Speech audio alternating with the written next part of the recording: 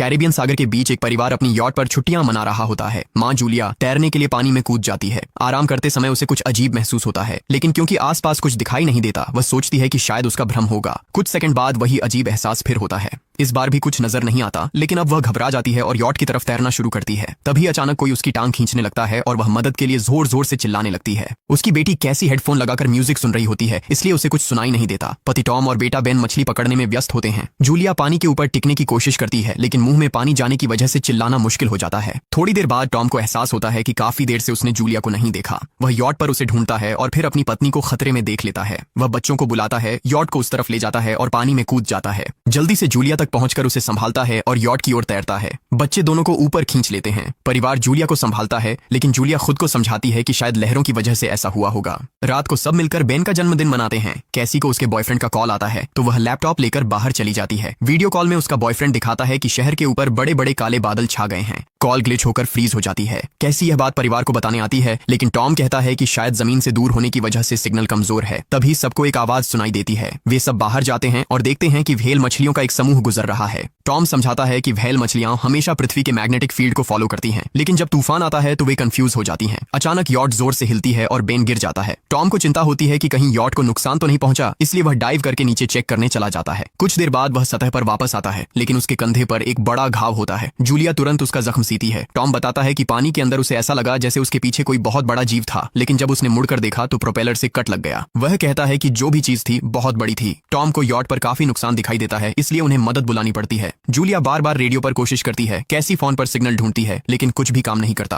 तभी कैसी को एक अजीब सा जीव दिखाई देता है और वह चिल्ला उठती है, लेकिन वह तो बस बेन होता है जो मास्क पहनकर मजाक कर रहा होता है। कुछ देर बाद यॉट पूरी तरह बंद हो जाती है और समुद्र के बीच में फंस जाती है। जूलिया रेडियो में एक आवाज सुनती है, लेकिन आवाज इतनी खराब होती है कि उसे कुछ समझ नहीं आता। टॉम परिवार को बताता है कि उनके पास सिर्फ 4 दिन का खाना पानी बचा है और अब उन्हें किसी मछली पकड़ने वाली नाव का इंतजार करना होगा। अचानक रडार पर कुछ डिटेक्ट होता है और परिवार को एक अजीब सी आवाज सुनाई देती है। सब दौड़कर बाहर आते हैं और हैरानी से देखते हैं कि कई सारे उल्कापिंड जमीन पर गिर रहे हैं। जहां जहां उल्कापिंड गिरते हैं वहां बड़े धमाके होते हैं। एक उल्कापिंड पानी में उनके पास गिरता है तो टॉम तुरंत यॉट को चलाने की कोशिश करता है। इंजन मुश्किल से चलता है, लेकिन तभी एक और उल्कापिंड उस इलाके को हिट करता है। परिवार डर के मारे एक दूसरे को कसकर पकड़ लेता है। तभी टॉम को समझ आता है कि जो आग के गोले गिर रहे हैं वे उल्कापिंड नहीं बल्कि सैटेलाइट्स हैं। उसी वक्त बेन देखता है कि यॉट से धुआं निकल रहा है। टॉम चेक करता है और कंफर्म होता है कि इंजन खराब हो गया है। हवा तेज होने लगती है तो फैमिली यॉट के अंदर छुप जाती है, बिना ये नोटिस किए कि कंपास बहुत तेजी से घूम रहा है। यॉट जोर जोर से हिलने लगती है। बेन फिर से गिर जाता है और इस बार उसे चोट भी लग जाती है। लहरें तेजी से यॉट से टकरा रही होती हैं। टॉम स्ट्रगल करके बाहर जाता है और लाइफ जैकेट्स लेकर आता है। तभी पावर चली जाती है। टॉम तुरंत पावर बॉक्स का बटन प्रेस करता है और लाइट वापस आ जाती है। उस वक्त बेन नोटिस करता है कि जूलिया की नाक से खून बह रहा है। जूलिया को चक्कर आने लगते हैं, जबकि कैसी सिंक पर जाकर उल्टी कर देती है। टॉम रेडियो ट्राई करता रहता है पर सिग्नल नहीं मिलता। अचानक एक तेज हाई पिच्ड नॉइज आती है और हवा और भी स्ट्रांग हो जाती है। जूलिया दरवाजे बंद करने की कोशिश करती है, पर एक हैच खुल जाता है और हवा खिड़कियां तोड़ने लगती है। टॉम एक फ्लेयर जलाता है और थोड़ी देर बाद अंधेरा छा जाता है। अगली सुबह फैमिली शॉक में उठती है कि वो स्टॉर्म से बच गए हैं, लेकिन यॉट आधी तबाह हो गई होती है। जब वो बाहर आते हैं तो देखते हैं कि समुद्र का पानी गायब हो गया है और यॉट अब जमीन पर अटकी है। सब ये देखकर शॉक में आ जाते हैं। कैसी सिग्नल चेक करती है पर नेटवर्क बिल्कुल डाउन होता है। बेन 2 मरे हुए केकड़ों से खेलने लगता है। टॉम कंपास चेक करता है और देखता है कि वो उल्टा हो गया है। ये आखिरी बार 7 लाख साल पहले हुआ था। कैसी को लगता है कि उसका बॉयफ्रेंड मर गया होगा और वो टूट जाती है। जब जूलिया उसे समझाने आती है तो कैसी उसे दूर कर देती है और छुपने चली जाती है। जूलिया और टॉम बची हुई सप्लाईज देखते हैं। बेन अपने बर्थडे बलून एक पत्थर से बांध देता है ताकि शायद कोई बचा हुआ सर्वाइवर देख ले। टॉम फिर रेडियो ट्राई करता है और इस बार एक आदमी से कनेक्शन हो जाता है। उसका नाम नाव होता है और वो एक सबमरीन का कैप्टन होता है। उसकी सबमरीन भी लैंड पर अटक गई है। वो कंफर्म करता है कि मैग्नेटिक पोल्स रिवर्स हो गए हैं, इसलिए ओशन पीछे हट गया है और जमीन डूब गई है। वो कहता है कि उसने अभी तक और सर्वाइवर्स नहीं देखे और कम्युनिकेशन सिस्टम्स बिल्कुल डाउन हो गए हैं। वो मजीद ये भी कहता है कि पोल्स फिर रिवर्स होंगे और शायद एक हफ्ते में समुद्र वापस आ जाएगा। वो फैमिली को वार्न करता है कि जितना हो सके ऊंची जगह चढ़ जाओ, क्योंकि जब पानी वापस आएगा तो वो बहुत खतरनाक होगा। वो बोलता है उसका पार्टनर क्रैश में मारा गया और सबमरीन में बस 3 लोगों की ही जगह है। जूलिया और टॉम उससे कहते हैं कि प्लीज हमारे बच्चों को बचा लो। वो उन्हें अपने कोऑर्डिनेट्स दे देता है। टॉम कैलकुलेट करता है कि सबमरीन तक पहुंचने में 2-3 दिन लगेंगे। वो फैमिली से कहता है आज रात अच्छे से आराम कर लो, कल सुबह हम निकलेंगे। अगली सुबह फैमिली सामान पैक कर रही होती है। तभी टॉम को पास में कुछ हिलता हुआ दिखता है। वो एक लंगड़ा आदमी होता है जिसके हाथ में हार्पून होती है और साथ में एक कुत्ता लगातार भौंक रहा होता है।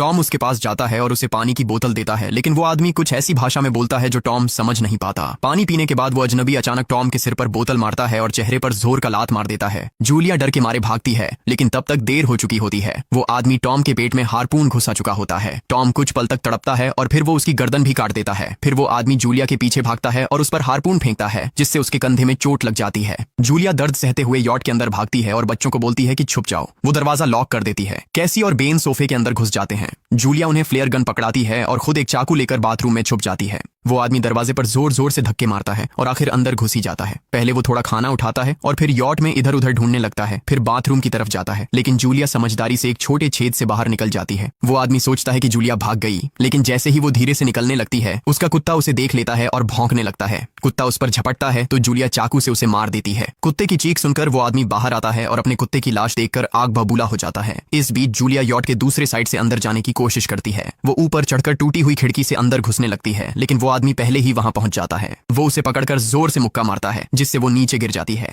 जूलिया फर्नीचर पकड़कर बचने की कोशिश करती है, लेकिन वो आदमी उसे लात मारकर दूर फेंक देता है। फिर वो उसकी कलाई पर पैर रख देता है ताकि वो चाकू छोड़ दे, और फिर उसके बाल पकड़कर उसका चेहरा जमीन पर दे मारता है और सोफे पर फेंक कर उसका गला दबाने लगता है। बच्चे ये सब कुछ देख रहे होते हैं। कैसी बाहर निकलकर फ्लेयर गन चलाती है जो सीधा उस आदमी को लगती है। वो जल उठता है और यॉट में आग फैलने लगती है। बच्चे तुरंत भाग जाते हैं, लेकिन जूलिया वापस आती है। वो उसे एक किक मारकर गिराती है, मैप और बैग उठाती है और वहां से भाग जाती है। बेन और कैसी अपने पापा के पास जाकर रोने लगते हैं। जूलिया भी उनके साथ बैठ जाती है और तीनों मिलकर आंसुओं के साथ टॉम को आखिरी अलविदा कहते हैं। तभी वो डरावना आदमी फिर यॉट से बाहर निकल आता है तो फैमिली फिर से भागने लगती है। कुछ ही देर में यॉट एक बड़े धमाके के साथ उड़ जाती है। थोड़ी दूर चलने के बाद वो लोग एक छोटे से झरने के पास रुकते हैं ताकि थोड़ा आराम कर सकें। कैसी सोचती है कि शायद वो पागल आदमी उनके पास गुब्बारे देखकर आया था। ये सुनकर बेन खुद को कसूरवार मानने लगता है। जूलिया उसे समझाती है कि इसमें उसकी कोई गलती नहीं थी और सबको आगे बढ़ने को कहती है, क्योंकि वो आदमी अभी भी उनके पीछे है। रास्ते में एक छोटे तालाब के पास बेन एक मरी हुई हैमरहेड शार्क देखकर हैरान रह जाता है। तभी जूलिया नोटिस करती है कि वो आदमी फिर उनके करीब पहुंचने वाला है।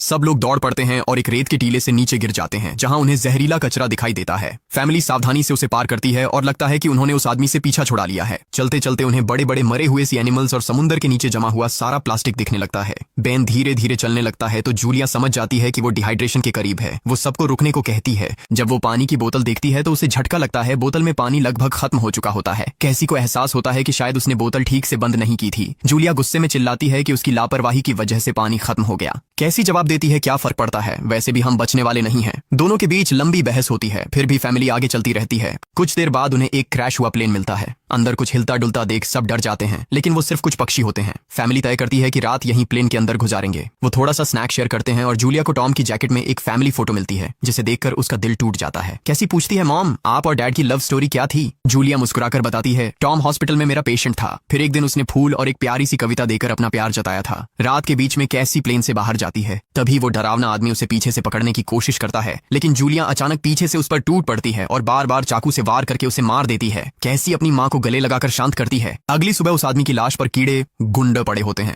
फैमिली नोटिस करती है कि उसके शरीर पर कई काटने के निशान हैं, मतलब इस एरिया में कोई खतरनाक जीव छिपा हुआ है। जैसे ही वो लोग वहां से निकलते हैं, केकड़े उसके मुंह से बाहर निकल आते हैं। कुछ घंटों बाद जूलिया और कैसी मैप देख रही होती हैं, लेकिन बेन धीरे से आगे निकल जाता है। जूलिया चिल्लाती है, रुक जाओ, लेकिन बेन एक तालाब में झुककर पानी पीने लगता है। जूलिया तुरंत उसे खींचकर बाहर निकालती है और समझाती है कि अनजान पानी उसे बीमार कर सकता है। धूप बहुत तेज हो जाती है तो फैमिली अपने सिर कपड़ों से ढक लेती है। बेन को चक्कर आने लगते हैं। तभी उन्हें कुछ पुराने कुर्सियां मिलती हैं और जूलिया कैसी उनसे एक टेम्पररी शेल्टर बना लेती हैं। जूलिया बेन को इंजेक्शन लगाती है और तय करती है कि वो रात वहीं बिताएंगे। सुबह जूलिया एक अजीब सी आवाज सुनकर उठती है। बाहर जाकर देखती है तो क्रैब्स का एक बड़ा झुंड उनकी तरफ आ रहा होता है। वो तुरंत बच्चों को उठाती है और तीनों भागना शुरू कर देते हैं। भागते भागते उन्हें एक बड़ा कार्गो शिप दिखाई देता है। वहाँ 3 क्रू मेंबर्स जिंदा होते हैं। एक औरत उनकी मदद करना चाहती है, लेकिन बाकी 2 आदमी मना कर देते हैं और तीनों फैमिली को बाहर छोड़कर कंटेनर लॉक कर लेते हैं। क्रैब्स पास आ जाते हैं। जूलिया बच्चों को कंटेनर के ऊपर चढ़ाती है। खुद जब चढ़ने लगती है तो क्रैब्स उसके पैर को जोर से काट लेते हैं। बच्चे उसे खींचकर ऊपर चढ़ाते हैं, नहीं तो वो नीचे गिर जाती। कंटेनर के एक छेद से आधे क्रैब्स अंदर घुस जाते हैं। क्रू मेंबर्स फायरिंग शुरू करते हैं, लेकिन क्रैब्स उन पर हावी हो जाते हैं और दोनों को मार डालते हैं। आखिरी आदमी छत के होल तक पहुंचता है, लेकिन क्रैब्स उसे भी नीचे खींच लेते हैं और वो भी मर जाता है।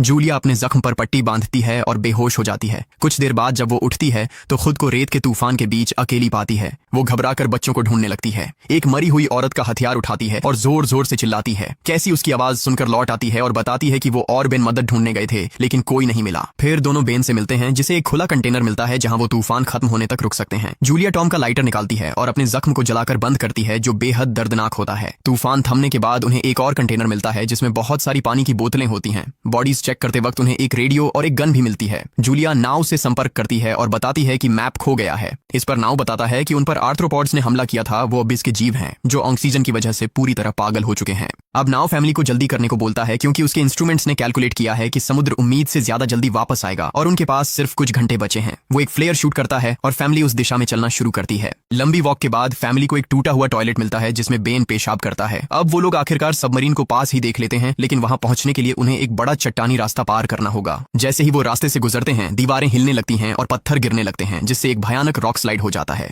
जूलिया तुरंत अपने बच्चों को साइड में धक्का देती है और खुद भी पीछे हट जाती है ताकि कुचली न जाए। अब एक पत्थर की दीवार उनके बीच आ गई है। जूलिया बच्चों से कहती है कि वो बिना उसके आगे बढ़ जाए लेकिन कैसी मना करती है और जोर देती है कि उसकी मां को चढ़ने की कोशिश करनी चाहिए। बहुत बहस होती है और चिल्लाने के बाद जूलिया वादा करती है कि वो बाद में अपने बच्चों को ढूंढ लेगी। मजबूर होकर कैसी अपने भाई को खींचकर आगे ले जाती है। बच्चे चट्टानी रास्ता चढ़कर सबमरीन की तरफ भागते हैं लेकिन वहां पहुंचकर देखते हैं कि नाव बाहर खून में लथपथ पड़ा है। वो समझाता है कि उसके लिए सब खत्म हो गया है और अब बच्चे सबमरीन ले सकते हैं। ये सोचकर कि एक एक्स्ट्रा जगह होगी, कैसी वापस अपनी मां को ढूंढने भागती है। तभी जूलिया केकड़ों को आता देखती है और वो फायरिंग शुरू कर देती है। कुछ केकड़ों को वो मार देती है लेकिन झुंड बहुत बड़ा होता है और सबसे लड़ना मुश्किल हो जाता है। उसी वक्त कैसी दीवार के ऊपर दिखाई देती है और हाथ आगे बढ़ाती है तो जूलिया अपने घायल पैर के बावजूद तेजी से चढ़ना शुरू करती है। कैसी की मदद से वो दूसरी तरफ पहुंच जाती है और दोनों साथ में सबमरीन की तरफ भागते हैं। बेन पहले से ही ऊपर खड़ा होता है और फायर खोल देता है ताकि केकड़े डिस्टर्ब रहें जब तक फैमिली ऊपर चढ़ जाए। केकड़े नाव के शरीर तक पहुंचते ही तुरंत उसे खाने लग जाते हैं। जूलिया गन उठाती है और फायरिंग जारी रखती है जब तक बच्चे अंदर चले जाएं। जब वो सुरक्षित हो जाते हैं जूलिया समझती है कि गोलियां खत्म हो गई हैं तो वो गन केकड़ों पर फेंक देती है और अपने बच्चों के साथ अंदर चली जाती है। फैमिली हैच को अच्छे से लॉक करती है और खिड़की से केकड़ों को सबमरीन के चारों तरफ देखती है। इसी वक्त समुद्र वापस आ जाता है तो तीनों तुरंत अपनी सीटों पर बैठकर बेल्ट पहन लेते हैं और एक दूसरे का हाथ पकड़ लेते हैं।